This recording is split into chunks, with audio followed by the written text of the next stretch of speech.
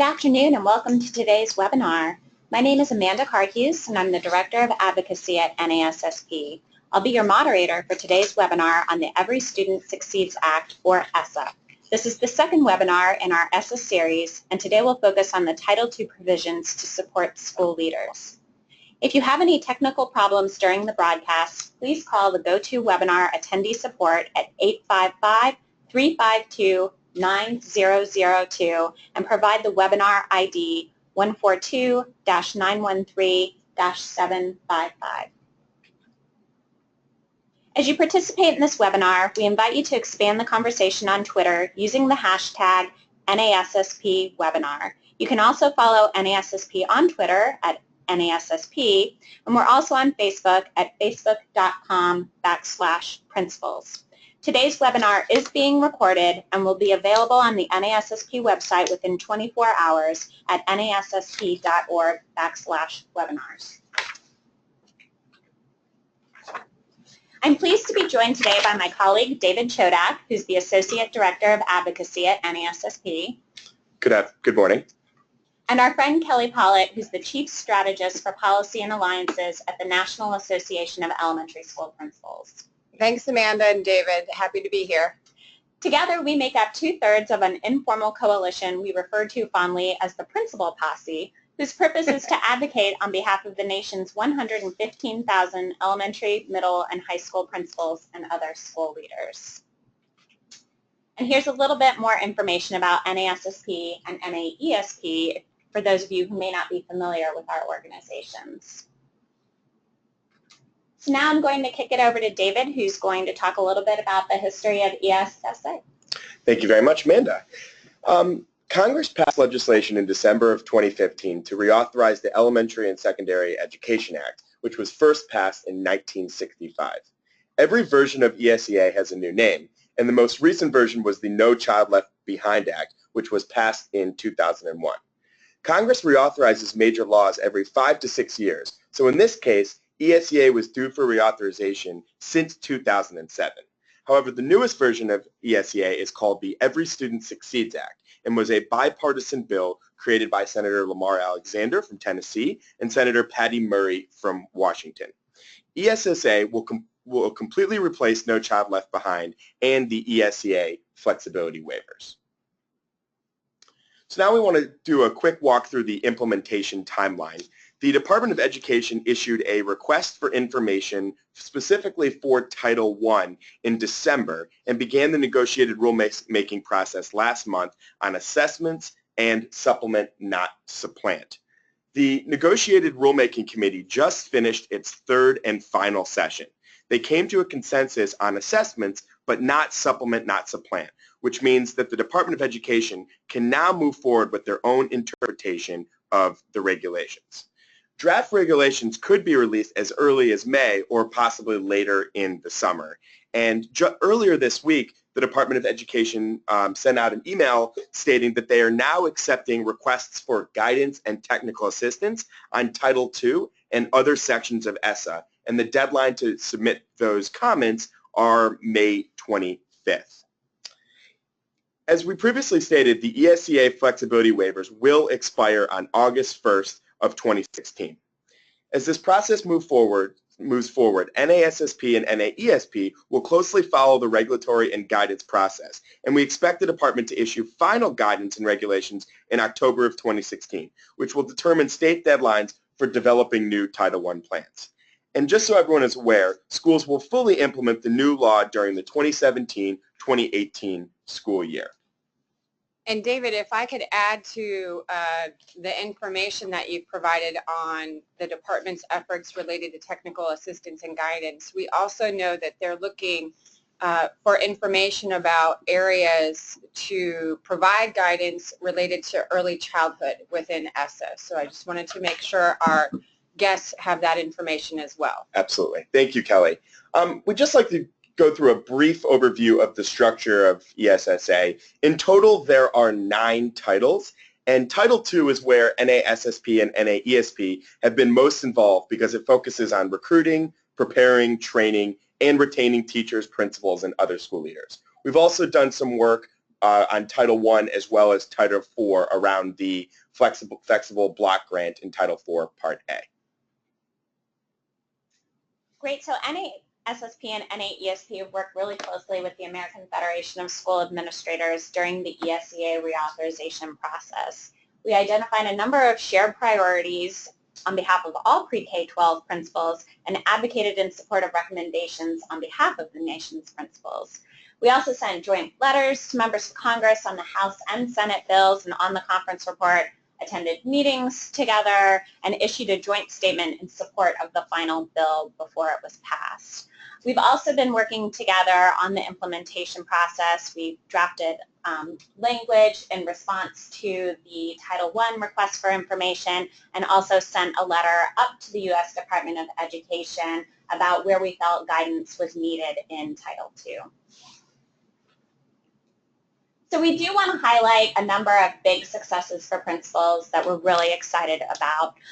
First of all, ESSA includes new reservation of funds under Title II for school leader recruitment and support.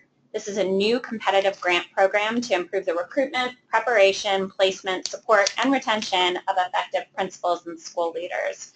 Our organizations had worked really closely with the staff of Senator Al Franken from Minnesota and Congresswoman Susan Davis from California to draft the School Principal Recruitment and Training Act back in 2009 and had been working really hard to advocate for its inclusion in the base bill. This program, which will now replace the School Leadership Program, was included in the President's FY 2017 budget. He requested $30 million for the program in 2017, so now we're all collectively working together on a big appropriations push to make sure that we have funding for that program next year.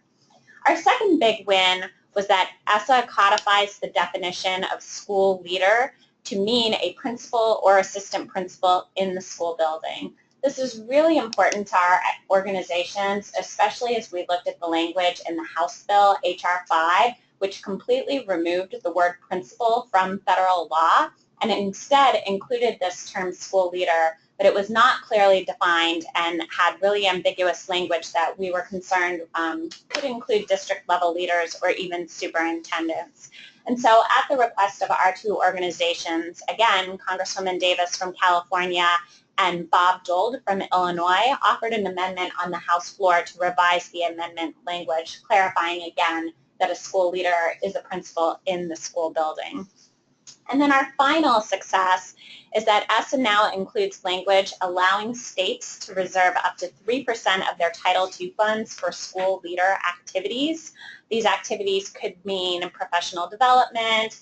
It could allow states to revise their evaluation and support systems, create mentoring and induction programs for principals and school leaders. And the bill also includes a definition of a residency program for principals, so that would also be an allowable use of this funding at the state level. And our organizations had worked closely, again, with the staff of Senator Franken to secure this in the final version of the law. So what Amanda has shared with all of you is really an unprecedented level of support and acknowledgement for the role of principals. For those practitioners who are joining us today, we're extraordinarily proud of this success. And I would also offer that these are the sections of the law that Amanda has just highlighted really only represent specific pieces. But really, in totality, if you look at the comparison of ESSA over No Child Left Behind, and you're looking at an infographic right now of the new structure, and as you can see on the right side, includes a new set-aside that Amanda referenced. But really, in totality, comparatively, ESSA includes, it's about 752 pages of report language that we collectively poured through and worked really hard to ensure the new law was oriented to support principals. The previous report for No Child Left Behind was about 1,000 pages. No Child Left Behind mentioned the term teacher about 460 times. Principals were mentioned about 37, and that's in a meaningful way. Now that we have ESSA, we're talking about teachers and about 200 times that their support is expressed, and for principals, we're making a market success and difference and lots of progress at 87 times in a meaningful way. Now that's important for policymakers because, as many of you know, as states and districts begin to digest this new law and really look at how they're going to be using their funds, it's important that principals came out in a greater position of acknowledgement and recognition for their role. So you can see now with Title II where they're positioned as part of a state reservation that is an option or a permissive use of funds that states can take and really invest in the capacity and support for principals. Now these are state level activities. That 3% can be combined with an additional percentage of 2% as well as 1%. The 2% for the preparation activities is actually a separate program within the set-aside and may require other rules. But really, we're looking at a way for states to really capitalize on the opportunity to invest in leadership. So we'll talk more about that. So the reorientation of Title II is really about taking existing resources because the overall funding levels for Title II Part A and really ESSA in general weren't substantially increased. We have a 4-year authorization, and interestingly in Title II we are going to see a shift in the formula. So what that shift will entail is a phased-in approach, moving to a 20 to 80% ratio of population of poverty. And what that really means, and as you can see, it will be over a 4-year process, phased-in process. What that means is that we're going to be shifting funds to address greater concentrations of poverty. As a result of that, and especially where we're seeing state populations of poverty increase, those states are going to be receiving a higher allocation of Title II Part A funds. There's actually an opportunity for you to get a little bit of a projection of where your state may be. I know that in other presentations we've asked attendees to go ahead and send us a question if they wanted to know, and we can look it up for you and tell you exactly in your state what you may be expecting. So looking at the structure of Part A, which is now dubbed Supporting Effective Instruction, the difference between No Child Left Behind and now ESSA is not much in terms of allowable use of funds. Again, it's kind of a laundry list of activities that states can direct their funds once they make a commitment to pull down and allocate resources for professional learning. Obviously, as the section headline suggests, it's really about supporting teachers and principals, but the disposition this time is different with regard to principals. We're talking about relatively the same number of use of funds, if not a little less, which is a good thing, but still a laundry list of areas that states can choose to put their Title II funds in. And again, speaking about this 3% reservation or permissive use of funds for state activities, it's really a tremendous opportunity for states to take a hard look at their capacity systems to support principals.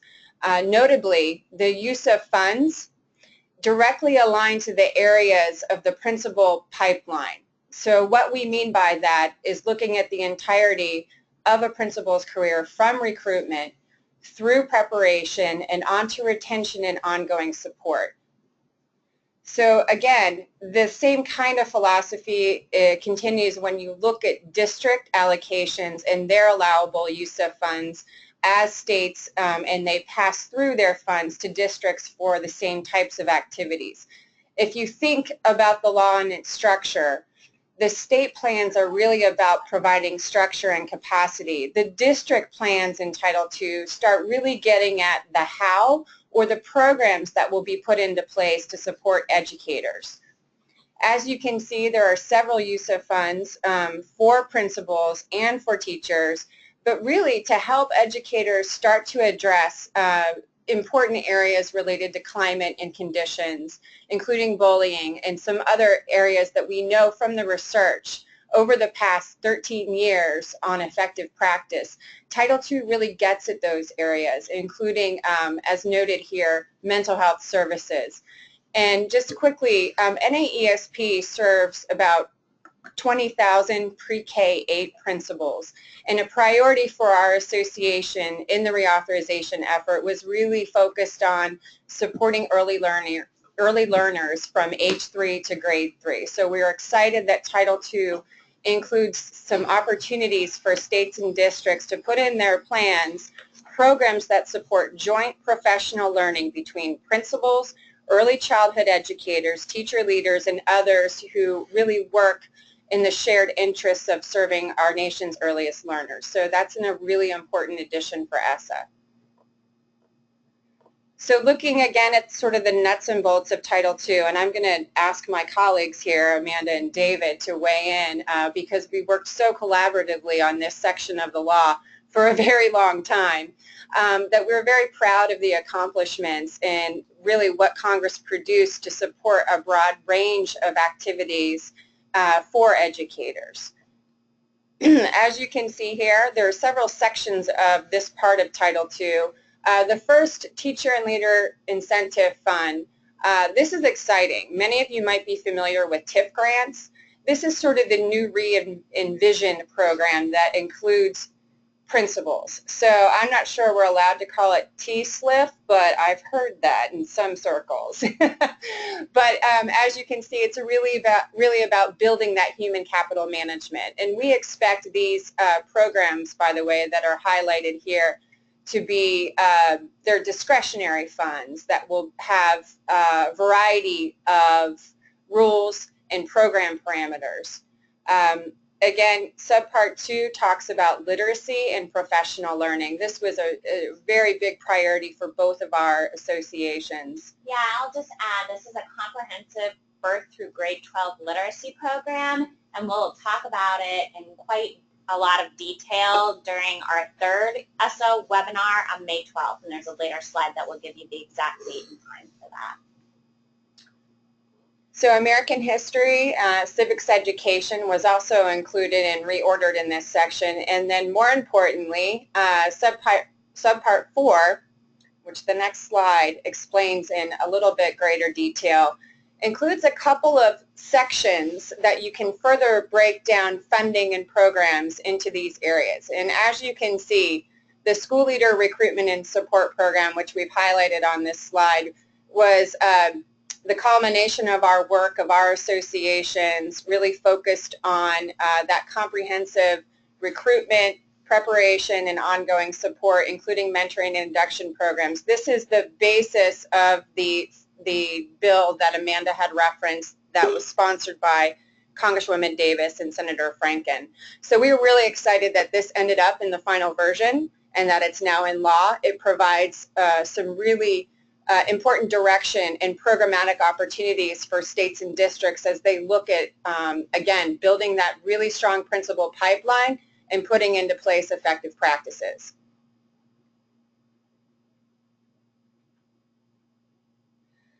Another important note in ESSA, and these definitions represent sort of a cross-section of definitions that will apply to Title II that we want to highlight. As Amanda mentioned, there's a new definition for school leader residency programs. We think this is really important because it gets to our shared policy positions about how to ensure that principals have an experience, that clinical experience that they need in order to be well prepared and what we call profession ready. And that's an experience where they're actually in a school working with an experienced or veteran principal on a daily basis, either through an AP position or assigned through a cohort, to have that daily coaching and experience that they can then bring into the profession as they get into their certification. Now again, school leader, we've noted that. Amanda mentioned that this was really important because of early drafts of the law that we saw the term principal removed. And that was, again, we talk a lot about inadvertent consequences of policy. And there was no ill will with that, but really what lawmakers were trying to do is bring together the range of school positions and roles and have one term. But what we pointed out is that when you're talking about school leaders, if you're talking with teachers, that could mean teacher leaders. If you're talking with district leaders, that could be a superintendent. It could be an associate superintendent. But what we really wanted to focus on is that in ESSA programs, the clear and deliberate intended outcome is to build the capacity of principals in the building. So we were really excited about that definition, which is included actually in Title 8 of the law. Again, ESSA in the programs in Title II talk a lot about providing the structure and the kinds of programs that states and districts can put in place to then support the capacity building programs. And the term professional development was actually defined. This gets to more about the how. So we have the what.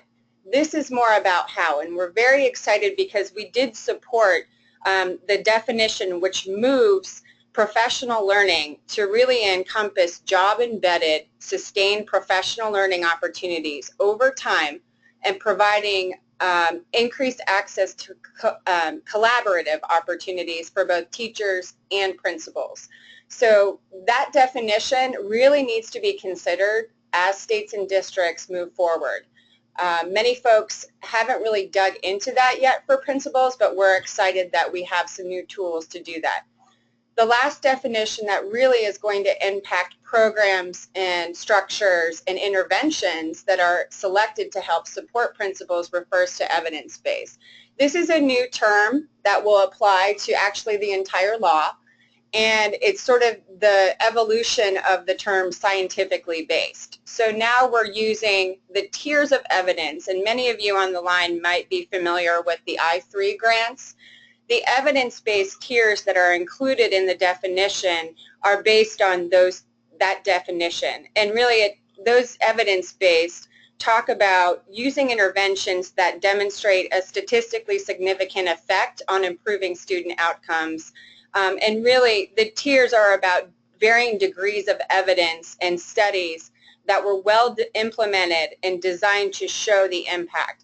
And we're really excited to say that we have evidence that shows investing in school leaders is proven to improve student outcomes. That is important because we didn't have that evidence when we were rewriting No Child Left Behind or when it was written.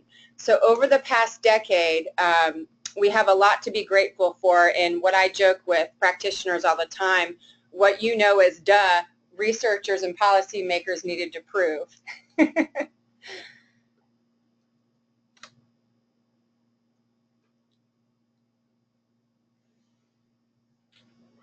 Okay, so these next couple of slides are really intended to share an excerpt of a facilitation manual that our associations have come together around to help states and districts as they begin to digest capacity building for principals and the opportunities that are afforded in ESSA.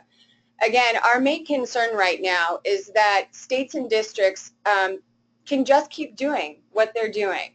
And really, the opportunity in the transformation that ESSA offers is when you take the time in consultation to really address the needs of leaders. So this is a great graphic that we use in our coalition building right now in the states when we're gathering together groups of stakeholders to talk about the needs of principals and what's going on. And again, you're going to get 50 different responses in 50 different states. And of course, if you add in the districts, we have varying degrees of innovation and pockets where principals are comprehensively supported and in other places where they're really not. So ESSA is a vehicle to really drive collective efficacy with regard to investing in principals. And there's a couple ways to do that. So one of the biggest ways to really get at meeting the needs of principals begins at the local level. And we don't need to reinvent the wheel. There are substantial points of evidence that states and districts, right here we're talking about states really, to look wholeheartedly across the state in the needs of schools and their varying educational contexts to determine where there's consensus around issues and challenges to address. Then you have to look at, and this is about really doing an audit. This is, taking the time to meet with practitioners and not only identify where your structures and supports are in place, where there's a need to quote unquote fill the leaks in that pipeline that we just showed, and then prioritize the ways in which you can do that. And we believe you can do that and plug those leaks for principal support using ESSA, and can do so in being mindful of diversity and equity. So we are encouraging states to take this concept of a roadmap. You can develop a roadmap along that principal pipeline. And for sake of showing an example, we went ahead and identified goals according to each part of the pipeline to demonstrate what can be done. So this is our first goal, where we talk about really that consultative piece, working with practitioners to identify the overall structure in states and where there might be, again, leaks in that pipeline. A second goal could be looking at, along the pipeline, how to ensure that principals are well prepared and ready to go once they hit that school building door. We hear so much from our members about how they didn't necessarily get the kind of experience in their preparation that honestly prepared them for the challenges they face in their school. This roadmap goal here, and again, states can choose to take that 3% and invest it in this area of the pipeline if they found a deficiency or a dearth of really robust programs that help principals get ready for the profession. The policy recommendations also, I need to add, that are provided in these slides are all evidence-based. There's an annotated version of this consultation manual that we provide when we work with coalitions and groups of stakeholders. So rest assured that all of this is evidence-based. And again, what you're seeing here are policy recommendations, really, and goals that states can set forth as they develop their roadmap. So moving along the pipeline, ESSA also provides an opportunity for states to address continuous professional growth and learning. As noted in that definition of PD that we now have, which includes job-embedded, sustained professional learning. We hear the question quite a bit, and I'm looking at David right now, when we're meeting on Capitol Hill with lawmakers, and I'm sure many of you in the field hear this as well. What's the best kind of professional learning for a principal? How do you reach them? How do you help support them? And we know what not to do. We've certainly heard a lot about that. But what is the most effective way to help principals is really through strong mentoring programs, especially that mentoring induction in those early years. So really looking at how you put in place a structure for mentoring programs along the trajectory of a principal's career, and then focusing on sustained access to opportunities like collaborative time. A lot of principals talk about being out on an island, and just as we provide teachers with access for collaboration, intra and inter-district, you need to do the same thing for principals. You need to make sure that they have a safe community of practice and a mentor who can help guide them and help them reach greater levels of or mastery of instructional leadership that they need to help improve successful outcomes. So on that point, this is a really good time for states and districts to be thinking about professional learning as we have a sort of revamp and reissue of what's formerly known as the ISLIC standards. And if I could just chime in here for 1 second, actually tomorrow from 3:30 p.m. to 4:30 p.m. Eastern Time, NASSP along with NAESP and the Wallace Foundation will be hosting a webinar on unpacking the professional standards for educational leadership, which were formerly the ISLIC standards. And so if you wanted to go ahead and register for that, you could do that on the NASSP website under the Professional Learning tab. So in addition to the new professional standards for educational leadership, and those standards went through a very rigorous review, fine-tune new areas of emphasis that need to be really noted to hone in on what we know about effective instructional leadership. But to add to that, NAESP and NASSP really work to support principals through 6 domains of effective school leadership that we in essence, have sort of dubbed our own areas of emphasis and standards that principals can align their practice to as they're looking to improve. So again, Amanda, I don't know if you want to say something here about that effort. Yeah, I'll just mention this was a report that we released in 2012 on rethinking principal evaluation and looking at a more comprehensive view of what a principal does in the school and how a principal should be evaluated. And then how you would tie that evaluation system to ongoing professional support, whether that be new training, professional development, or having a mentor to work with the principal in each of these 6 areas. So we do feel that it's important that student growth and achievement be factored into the principal's evaluation, but that not be the only thing that we're looking at in the evaluation system. And unfortunately, a lot of states did kind of rush ahead to put in place a principal evaluation system in order to receive a waiver under NCLB and really place too much emphasis on that student achievement piece, not even student growth so much. And so we really see ESSA as an opportunity for states to utilize the Title II funding to maybe take a more comprehensive look at their principal evaluation system.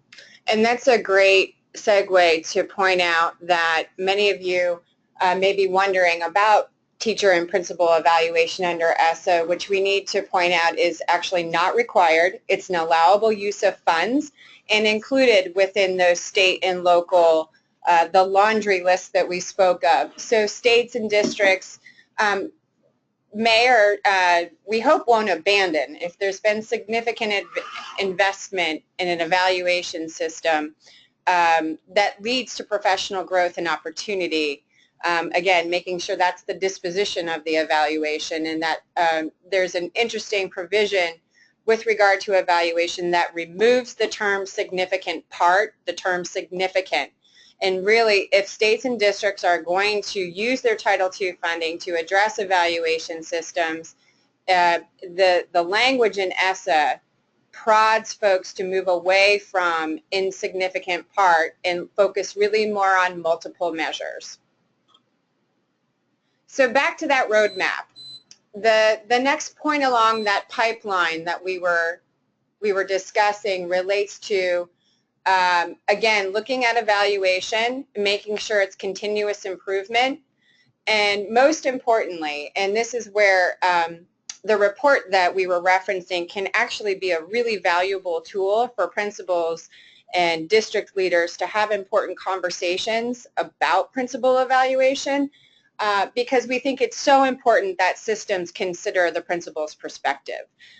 We should note that that joint report that was released was developed through a joint committee of practitioners that were convened who considered the prevailing research on what an effective system of principal evaluation would entail.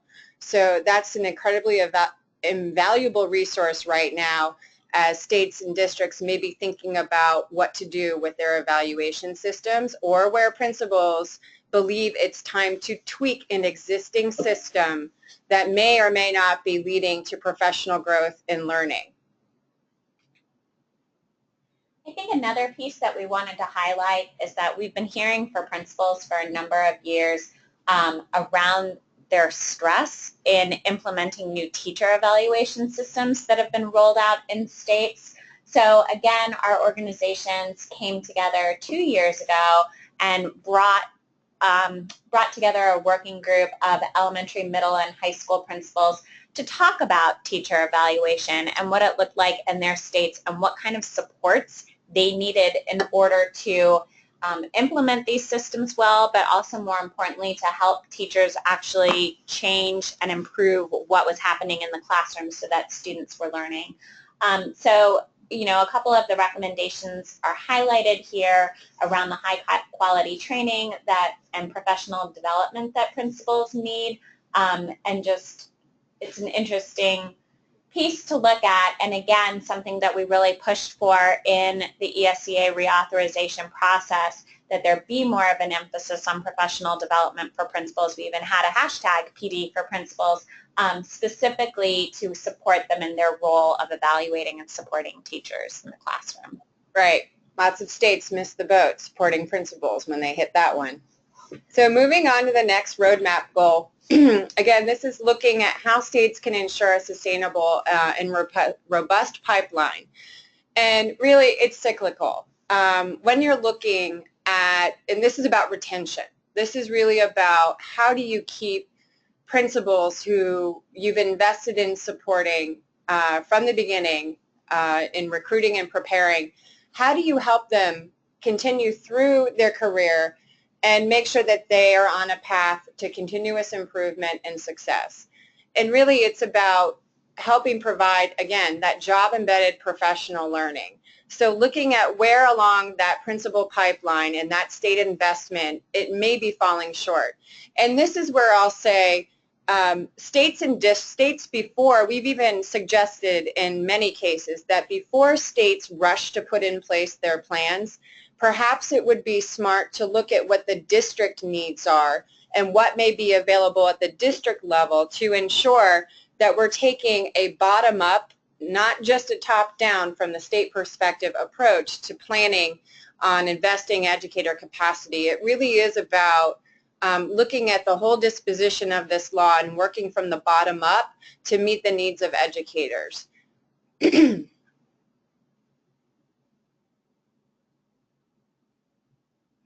So again, looking at the same goal and keeping with the notion of working to support on a continuous basis principals, districts and states can work together to offset investment in principal capacity.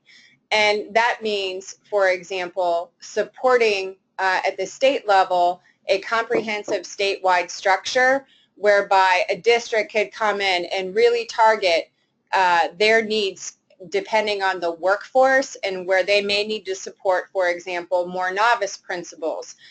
They found perhaps with churn or shortage issues, a new influx of principals, we hope, into districts. So perhaps you want to target your funding in that regard based on district needs and creating that clear alignment so that you can further support principals as they move into a more accomplished phase of their career.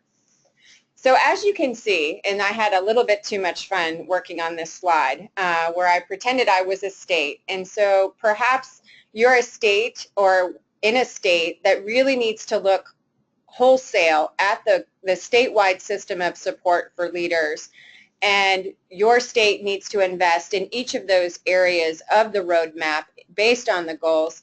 ESSA can do that.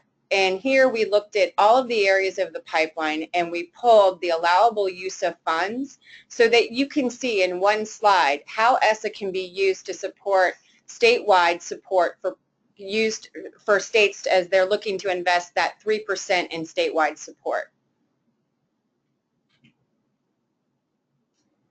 So that's the end of our presentation on Title II.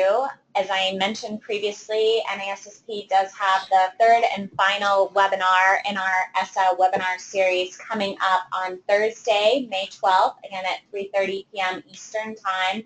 And during that webinar, we will talk about the literacy piece, the LEARN program that is in Title II of ESSA, and also we're going to talk more about Title IV, 21st century schools, and specifically the block grant that allows states and districts to use funding for digital learning, for well-rounded education, and for safe and healthy schools. We are going to have two guests with us on that webinar, Ellen Fern, who leads the Advocates for Literacy Coalition, and then John Bernstein, who right now is leading the Title IV Part A Funding Coalition.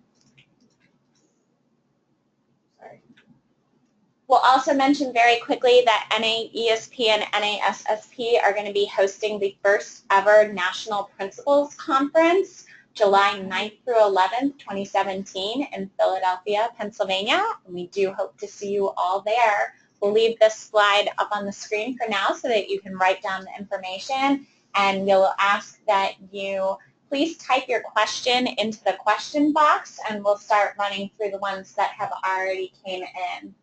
What is the poverty level for Hawaii? So we can look up some projections for Hawaii. We can get back with you on where we may be seeing the trend on the Title II allocation, which is what we were referring to. One of the things I want to make sure we underscore with the slides that were presented today and the excerpt that we provided from our consultation and facilitation is really that the 3% that states have a permissive use of funds to invest in school leaders, it really pertains to that whole principal pipeline and where their needs are. And on that point, we really emphasize consultation with stakeholders, which means the actual practitioners and principals and school leaders in the state and in the district as plans are being drafted. Now's the time for states and districts to really work together with practitioners to identify where there are shortfalls in that principal pipeline and use that 3%, whether it's for preparation programs, whether it's for ongoing professional learning, whether it's for tailored and statewide efforts focused on recruitment. That's what that money is there for. That's what the programs under Title II and this set-aside can be used for. So we want to make sure everybody walks away with a clear understanding of that point. So there have been a few questions about access to the slides. NASSP will be sure to put that up on our ESSA web page, which you can get to by accessing the advocacy portion of our website, and then there's an issues page that will take you to ESSA. We are also recording this webinar. As I mentioned, that will be posted on the nassp.org webinars page, and we'll also be sending the link to everyone who registered today, so you'll be getting that via email as well. A few of the other questions. Let's see, this one's a long one. I'm going to read it word for word. It's great to acknowledge the value of mentorship for a leader's professional development, but some areas of practice are so underdeveloped that it'd be hard to find a mentor with experience to help. An example is the rarity of principals who are fully prepared in understanding how to provide early childhood education for children who are dual language learners. If that is a principal's need and all of the mentors around her also share that need, what additional solutions will you offer? So this is a question that's near and dear to my heart, and thank you for asking this. One of the things that states could consider doing, and I couldn't agree more on the early childhood piece, which is where I'll mention that NAESP in 2014 revised its standards-based publication, Leading Early Childhood Learning Communities. When we released it, we dubbed it Leading Pre-K-3 Learning Communities, which really set forth a set of competencies for principals to rethink their connection to early childhood and approach their instructional leadership from a child-centered focus and acknowledge and work to develop mastery in integrating developmentally appropriate practice into their instructional leadership. So those are the types of developments that really, since the expansion of early childhood has become more and more school-based, we really need to acknowledge in the support and development of principals. So with regard to your question about providing a solid pool of mentors who can actually serve in the mentoring program, that could be an area of development that states and districts make a concerted effort to really work on, and that's about identifying competent or at least principals who have demonstrated competency in specific areas of instructional leadership who were recruited to serve as mentors. And there's a lot of research, and we could almost do an entirely different webinar about mentoring programs for principals. We've also gotten questions about the poverty level for New York and Florida, so we'll be sure to share that document that talks about the Title II funding allocations for all of the states. We can share that with everyone who's registered for the webinar so you can see where your state is. Another question came in, how is this information being shared with supervisory personnel to encourage them to use the funding to support principal learning? How do we stress the importance of continual principal learning? I think this is where grassroots advocacy is so important. Our organization did put together a letter on Title II for our state affiliates, the principal organizations in the states, to send to their state leader, whether that be the governor, the State Board of Education, or their chief state school officer, alerting them to that 3% reservation of funds and reminding them about how that funding could and should be used. NASSP will also be developing a toolkit for principals with some specific ideas of how principals can be reaching out to their state and district leaders and hopefully developing some model legislation in some of these areas, especially on the principal evaluation piece that states could be using. Would the language, here's another question, would the language on principal funding prohibit school leaders using funds for things such as conferences, etc.? This is not often what we are generally allowed to use the funding for due to budgetary constraints. It'd be great if this would be an allowable vehicle to receive more PD. So that's really a district level issue. More and more districts and states are prohibiting the use of conference funding if that professional learning doesn't occur within the state or a region. We're seeing more and more of that.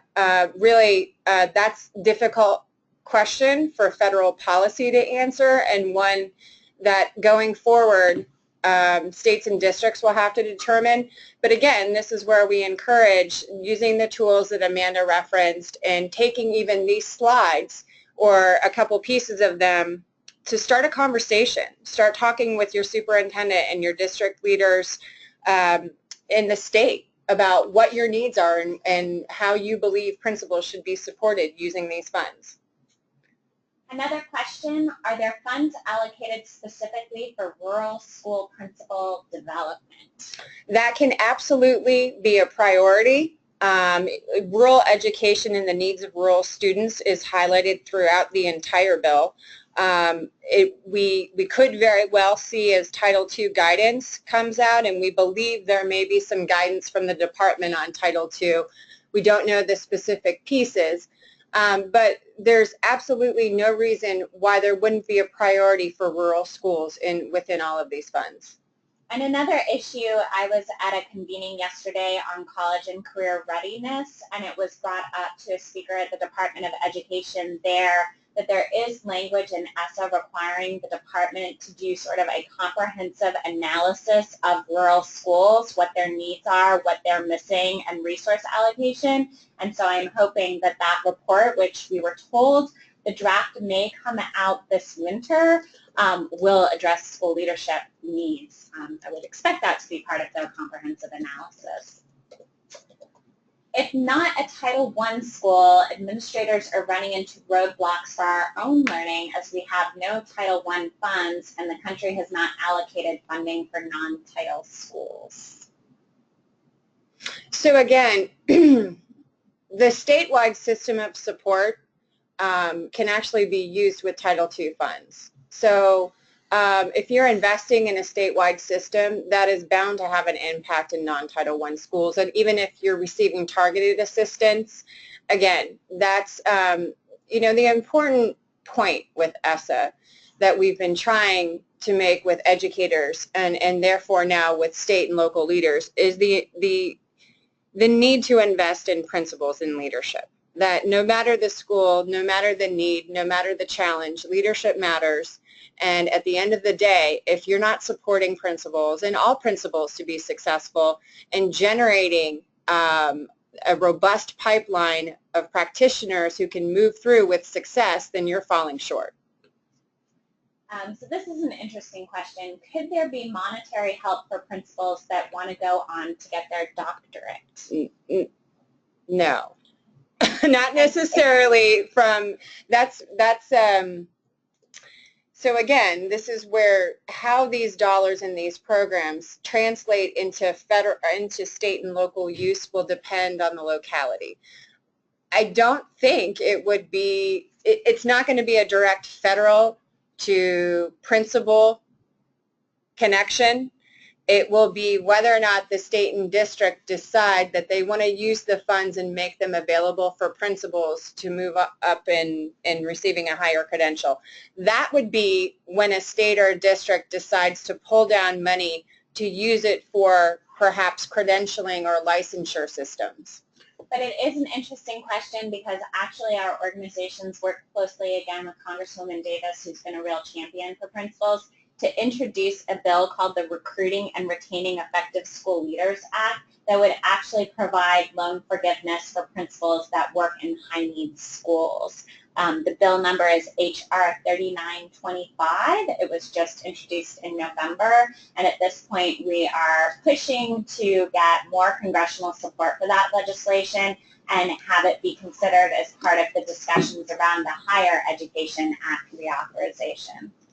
And David, I don't know if you'd like to add anything on that. I think you covered it all. I see that there's another question on there about where the School Leadership Program is included in ESSA, and just so we're clear, the name is now the School Leader Recruitment and Support Program, and it's in Title II, Section 2243 of ESSA. Right. So what was the former School Leadership Program is no longer authorized under ESSA, and the department in their budget request made note of that funding for this new program authorized in ESSA would replace the former School Leadership Program, and that is the program that they have requested $30 million for in FY 2017. There is a follow-up question on rural being equated to Title I. I'm not quite sure what that means, but there have been a lot of discussions about competitive grants and having priorities for rural schools. So I understand, but maybe we can follow up on that one. Another question, what are the implications of ESSA for higher education institutions with principal preparation programs? Great question. So again, Title II provides for states and districts to address their system of preparation, which is obviously in partnership with higher ed institutions. And states can make a concerted effort to draw down one of those allowable use of funds to improve preparation programs. And also, we noted that for the first time, we have a definition in federal law of a school residency program. And our associations really believe strongly that this is one of the vehicles that you can ensure a well-prepared principal. And we believe that institutions of higher education can work with districts and with states in statewide systems to help support and create these opportunities for practitioners to get this clinical experience. So that would be one area to look at. There's also a great opportunity to look at how your programs to prepare leaders are aligned to the new PSEL standards.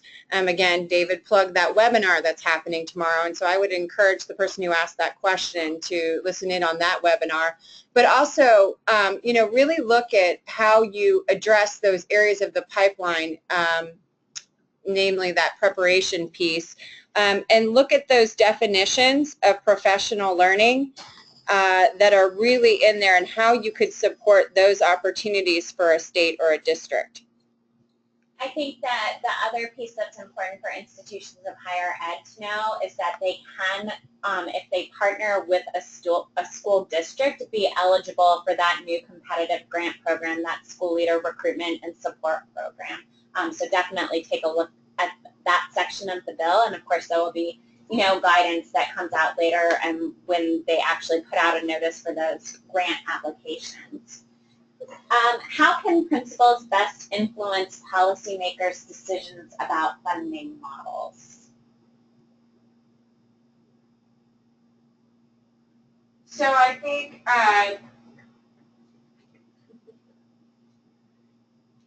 so funding models is a tricky question, and really the law sets forth very clear parameters around how formula funding needs to be allocated from the state to the district.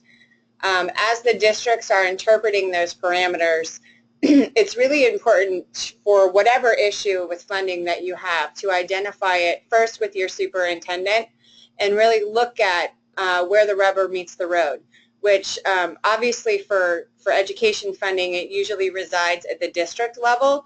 So my advice is, again, looking at that consensus building with your peers, with other stakeholders who may be in the same situation, and really feel it's important as you're looking at ESSA implementation to address some of the funding allocation and how the formulas are determined with your superintendents. That's a great conversation to have in the near term.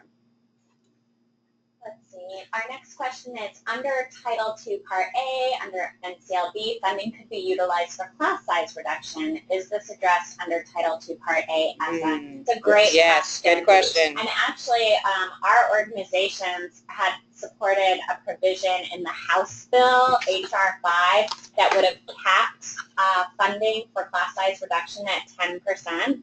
That did not make it into the final conference report, so it is still an allowable use of funding of Title II funds at the district level.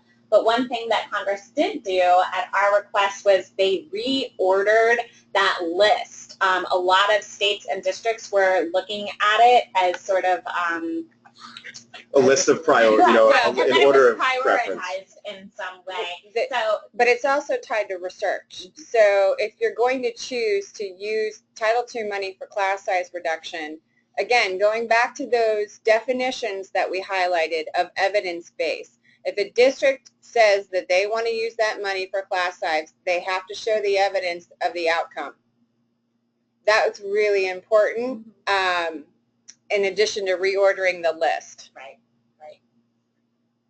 So again, here's this question about funding and rural. So there's a misperception, at least in our area, that rural schools are Title I schools. Your school is rural, but not a Title I school, as the free and reduced is only 56%, and the county only provides Title I funding schools that are above 60%. We receive no Title I funds. So I'm not sure how the district would then determine Title II funding and whether there's a correlation. That's a very specific local question, and honestly, we could probably get you in touch with our rural friends and a national organization that helps represent the interests of rural folks, because I'm not familiar with how that might work.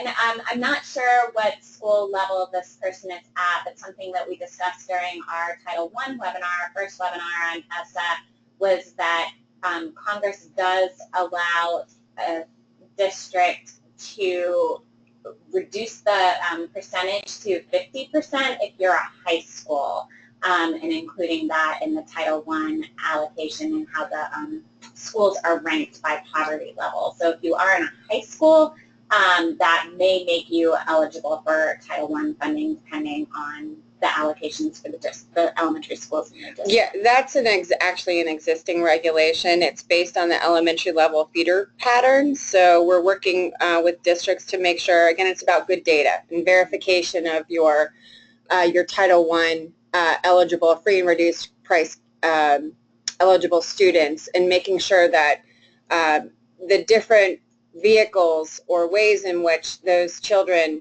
or students are identified is accurate.